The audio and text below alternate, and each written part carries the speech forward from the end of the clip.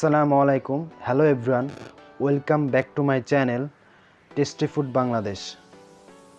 আজকের রেসিপিটি হলো অল্প খরচে দোকানের মতো ফুচকা তৈরি করতে পারবে। ফুচকা তৈরি করতে প্রথমে আমরা রুলার আটা নিয়ে নেব।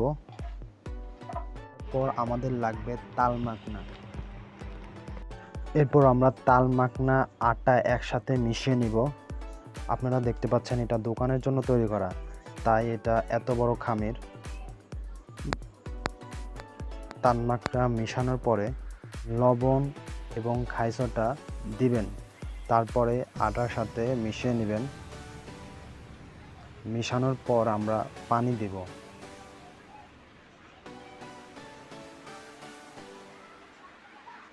পানি দেওয়া হয়ে গেলে এটাকে আমরা আবার মিশিয়ে নিব। ফুচকার খামিরটা আপনারা রেখে দিতে হবে 3 থেকে 4 ঘন্টা। আপনারা চাইলে ফুচকার খামিরটা এমনিও রেখে দিতে পারেন। আমরা দোকানের জন্য তৈরি করতেছি বলে আমরা দোকানের মতো একবারে পারফেক্ট করার জন্য আমরা পলিথিন দিয়ে ঢেকে নেব, যেন আমাদের ফুচকাটা ভালো হয়। ফুচকার খামির হয়ে গেলে মিনিমাম 3 থেকে 4 ঘন্টা আপনারা রেখে দিবেন, তারপর আপনার ফুচকার রুটি তৈরি করবেন। আমরা দোকানের জন্য তৈরি করব বলে 8 থেকে 9 ঘন্টা আমরা রেখে দেব। আপনারা চাইলে 8 থেকে 9 ঘন্টাও রাখতে পারেন।